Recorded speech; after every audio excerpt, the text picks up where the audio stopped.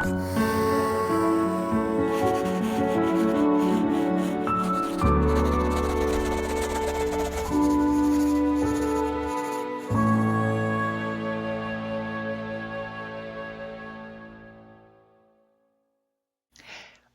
to the Linehaul Playbook. I'm your host, Emily Blair. Joining me in my virtual studio today is the dynamic duo behind Higher Impact Recruiting, Jessica Meadows and Leigh-Ayn Tucker. Jessica and Leigh-Ayn, thank you so much for joining me today.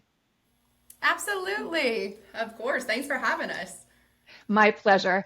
I invited you here today because I was hoping you would talk to us about First Advantage. Can you tell me to start, what is First Advantage and why does it seem to be so challenging for so many people? Absolutely. Well, First Advantage is the background software system that FedEx Ground contracts with to process all P&D and line haul drivers. It's a pretty extensive process. It changes frequently as well. So I think that's going to be one of the biggest hardships is there's a lot of changes that happen frequently throughout the year without a lot of notice from FedEx Ground. Oh, interesting. So it's FedEx that makes those changes, or is it actually First Advantage that makes those changes? Yeah, I think it's a combination of both. When FedEx changes around and updates the contract and then rolls that out to the First Advantage side, they definitely add in helpful tools for contractors to process drivers. We've seen that in recent years with employment verification and other things like that. So they definitely tried to make it easier. So it's a combination of both, but you have to be pretty tedious and be looking out for all kinds of updates from FedEx about First Advantage changes and also watching the First Advantage website, looking at their notices that they have when you first log in. Okay, so as professional First Advantage users, can you offer some tips to our listeners on how to be the most efficient and effective at using First Advantage? Well, I think it depends on the market. If you are processing a driver and they have lived in Georgia, you want to make sure that you have the Georgia, it's called a GCIC form, and that you can get through First Advantage. Now, they do update that every couple months, so you want to make sure you have the right one. And that's for any driver that has lived in Georgia. And then you want to make sure that the driver's filling it out correctly the first time that they fill it out, or else their background will come back ineligible. Keep in mind, whenever you do the Georgia background form, that does take a little bit longer to get back than normal, like if they have never lived in Georgia before.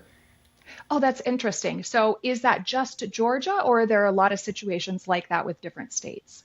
Well, it's mostly Georgia, but if a driver has lived in Georgia previously, then they will need to fill out that form. Okay, so if you're submitting that driver, they get the form. That doesn't necessarily go to the employer. So should you be following up with the driver applicant then?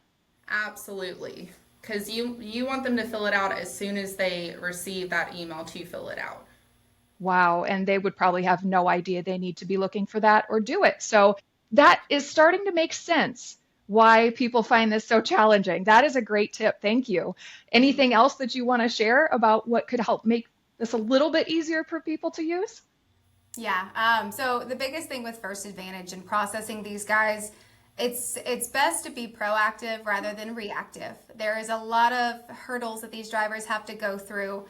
Whenever you have somebody ready to go and you want to get them processed, they're the right fit for your company. You need to prepare them. Let them know exactly what's coming in that application process. Let them know every background check, every single, check in general, MVR, background, FMCSA, everything that they're about to encounter, and all of the emails that they're going to receive that kind of goes with that process.